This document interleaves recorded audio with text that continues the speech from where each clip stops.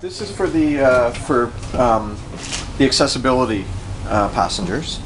That's an intercom to the operator, and there's also one here. Now, of course, these are emergency intercoms. Yeah. Right? But it does let you communicate with the operator. And there's another means of communication. What?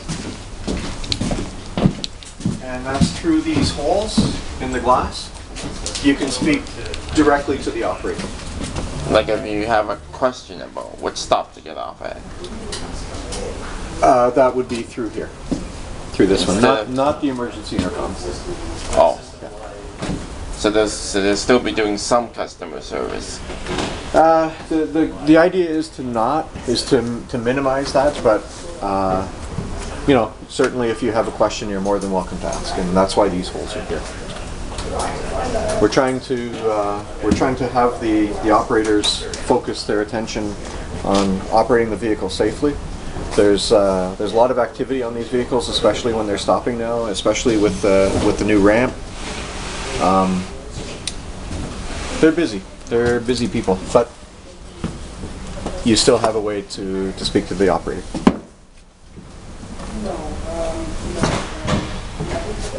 That's different. They're still there. You can still see them. He's right there. Yeah, and these holes will be a little lower actually. Those ones are a little bit too high. Yeah. I noticed this emergency stop request thing. Yes. Is it the same as the emergency brake on the subway trains? There's depending on the situation. If somebody has a bag or something, a purse caught in the door, and the vehicle starts to go away, that's the type of emergency you pull this for. That'll in most cases that'll stop the vehicle right away. But the important thing is it's a stop request, and the operator will see that request, and he'll enable the stopping of the vehicle. Basically, the emergency brakes. It is the emergency brake, but not directly. You can't operate the brake with that button. You do have a yellow stick, the same as the subway. Right? Those are the same. They do the same thing. They're for the same purpose. So they sound a high-pitched alarm when it's pressed. Yes.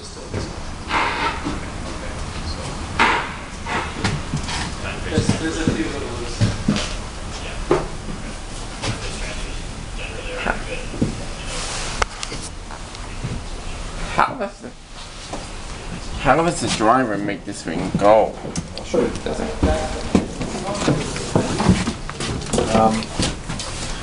This pedal is only to raise and lower this, so it's not really a pedal. This is the device that he uses to control the forward motion and the braking. One extra button is the emergency stop. That's the panic button. Ah. So this is what the cab will most likely look like. It is what it's going to look like. It's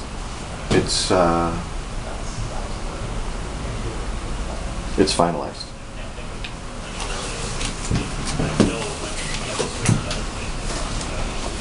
And the driver can see what's going on through these cameras. Yes, these are they're effectively rear view mirrors, but really it's closed circuit TV. There's a camera outside on both sides that feed a signal directly to these monitors. To these monitors, yes.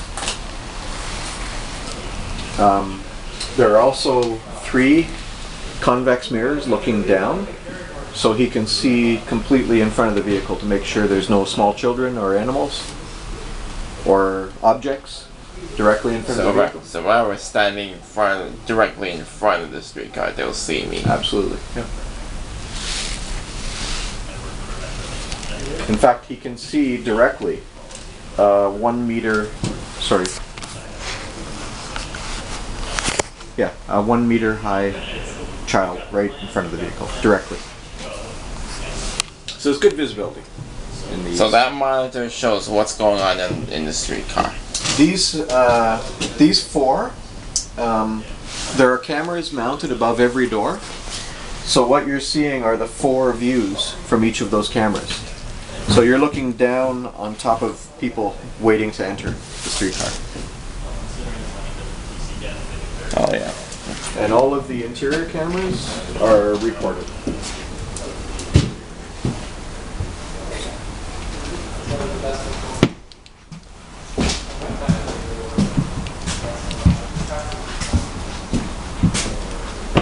When are the new subways gonna come out with? Middle of next year. Around June. That's a test vehicle. The first service vehicle to carry passengers will be 2013. I think it's late 2013. So about 2 years. And then there are, I think, 4 or 5 a month for the next 5 or 6 years. And slowly they'll put 5 new ones in and take 5 old ones in. Turn them over. And what Oh, yeah. what will happen to the old streetcars? I don't know. That's a good question. Yeah. Most likely they'll be scrapped, sent to the scrap heap. Because when I asked about the buses, they said that they send them to South America.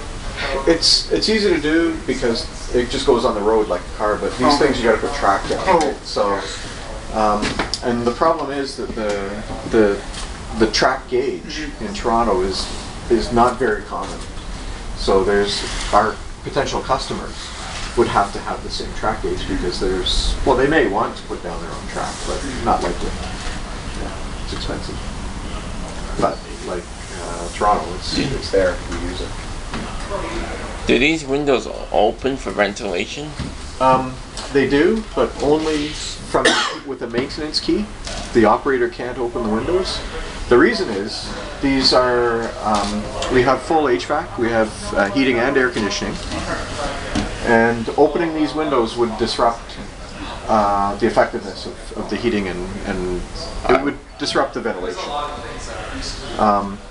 So these windows are only opened by a maintainer who's called out to analyze the failure. If he can't fix the HVAC failure, then he'll go around and open the windows. They'll complete the route. If they're going out, they'll finish their trip out, come back, and then pull into a service depot and get the HVAC repaired. So the windows open only as a backup measure if the air conditioning or heating has failed. Not like on the current buses and streetcars. No, because they're not the bus. I think even the buses, some can. Yeah. That's if you can reach up that high. Yeah. But I think if it's an air-conditioned bus, which I think is just about all of them now. Yeah, you don't. All of them. Is it all? Yeah. Yeah, all of them. Even the old GMs. Nope, not those ones. But there's not many of those. There's only a few of They those. still have them on Jane. Yeah. Sorry? They still have them on Jane. The really Yeah, the old GMs. Yeah. They just never stop running. They go and go. Yeah. But they're not accessible, so they're on the way out. But yeah, if you have open windows with a climate control environment, it wreaks havoc on the HVAC. So we can't have it open. But they can be open. You know, if it fails, you're not gonna have no ventilation. They'll open them up. It doesn't take long. And I guess these windows can be easily broken if there's an emergency. Yes. Oh yeah. I see the hammers too. Yeah, an important point about these windows though is there's a film. These windows don't have it, but there's a protective film on the windows to protect vandals from scratching the glass. But if you've ever seen tempered glass break, it breaks into 1,000 little pellets. Well, that adhesive film will prevent that window from dissolving. It'll keep it as a unit in place. So you hit it with the hammer and it'll all crack. It'll just turn into a mess of cracks. But then you push the window out, right? So what it does, it gives you a chance. If somebody's standing out there, right, they'll hear the window break, they'll look, and you get that warning. You don't get a shower of glass everywhere. Yeah, so it's pretty good. But it's one more step, and that's what the sign is telling you here. Get the hammer, break the Not glass. like on the oldest streetcars where you just pull the and handle hold it. and push it out. Yeah, those are dangerous. Yeah, if they fall out, people can get hurt. At least these things, these glass, this huge piece of glass, when it falls out, it'll fall out like it'll fold out. It won't fall as a solid piece, right? So we think it's a little safer. So even the fire department can break the window. Any window, yeah, any window. And they can just pull it out with their equipment that they have. Yep, yep. Or push it in. Yep, either way. But usually people who are in an emergency situation, they want to get out. If the fire department breaks the glass, they better get out of the way because people are going to be coming out that window. If it's such an emergency that you're breaking the windows, people are going to want to get out. Yeah. But the primary way out these doors. Yes, sir. Yeah, that's this device here. What that does, when you break that cover and you pull the handle, there's a cable connected to that handle that releases a pin in the doors. So as soon as you release that handle, the doors they'll go like this. They'll just pop out and go like that. So you'll be able to get your fingers in the opening and pull them. You can see they're very easy to move. You can try.